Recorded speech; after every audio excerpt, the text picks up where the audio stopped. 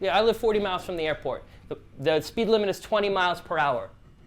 What time should I leave? Talk to me a little bit. When do I need to leave? 4. 4? Why 4? You gotta carry your bag. I might need to stop for gas. I'd have to think about that. I want to carry your bag. What are other things I would need to think about? The most exciting part of this training for me is that these are people who are coming from all over the state. They're people coming from as far away as Buffalo, 5 hours away, I think, by car. The state is broken into 7 reigns, which stands for Regional Adult Education Network.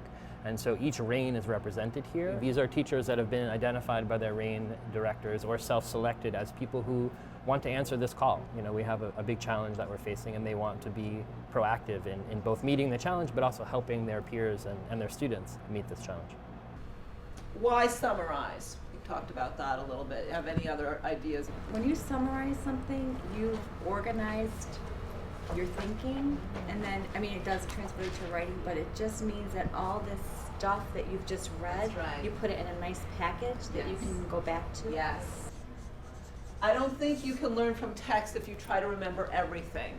So that's why if you write a summary of what you read, you sort of are helping yourself. Okay, these are the things I need to remember. Kate and I are representatives of CUNY's Adult Literacy and High School Equivalency program, and we were asked by the State Education Department to come and work with a group of teachers that have been traveling from all over the state to come together to pool our resources, both as teachers and as professional developers, to try to meet the challenges that our field face. There are a lot of challenges involved with moving toward task and teaching to the Common Core. One is that the rigor is actually different, and there are some different techniques and more in-depth focuses in terms of teaching. The second set, though, is this myth about the difficulty of Common Core and that it's completely different from how adult education teachers teach. Both Mark and Kate have dispelled that notion. So I came to this Common Core task training. It was kind of a last minute thing, but when I saw the opportunity, I really wanted to take advantage of it because there's so many changes coming into the Common Core and task and adult ed. I really wanted to be part of the solution to how we can deal with this issue. I was interested as soon as I heard about this Teacher Institute for Common Core for Adult Ed. I said, oh my gosh, it's an opportunity to hear from other adult educators and to hear some strategies that I can help my teachers with when it comes to implementing this new Common Core.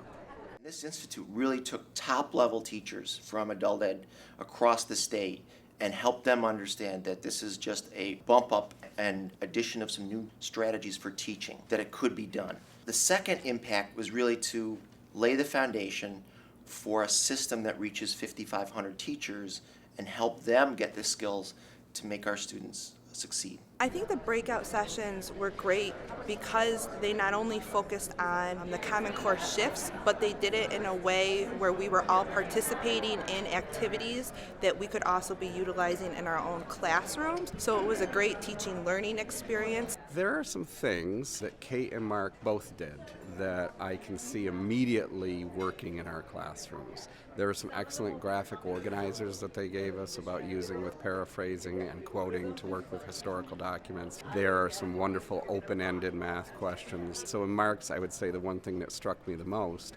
is the use of simpler problems to introduce some background prior knowledge concepts that students needed that then lead to an in-depth problem. And my aha moment in the reading and writing was to take a text and stay with it, that less is more, take your time, and also the importance of summarization and paraphrasing. I think to be around the research and to be around people who do it really well, it just energizes what I do, and I appreciate that. I think I am understanding the shift, particularly in mathematics, and I love it.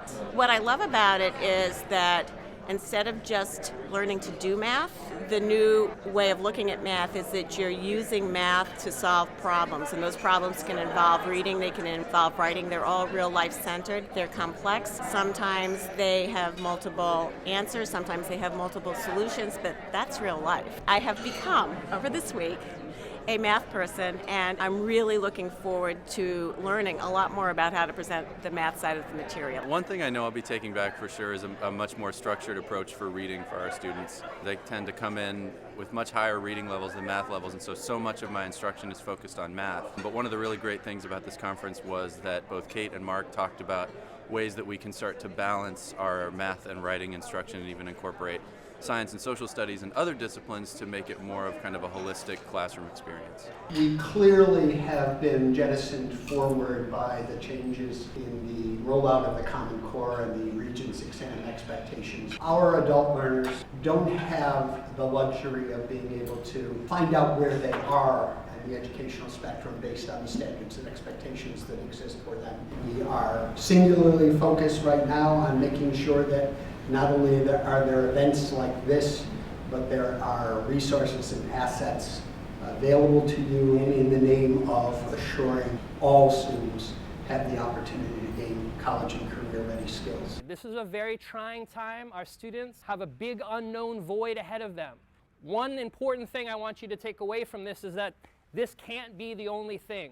The Common Core isn't like, oh, you do the training and then you get it. This is about transforming our work. It's a very doable project, and it's going to be a long-term project. That's the other message that we're getting out of this. It is not an immediate change. One of the little mantras that we got is make a small change, reflect, do it again. Make a small change, reflect, do it again. So, it's a pathway that we're starting. I think that's the biggest message that we're taking away.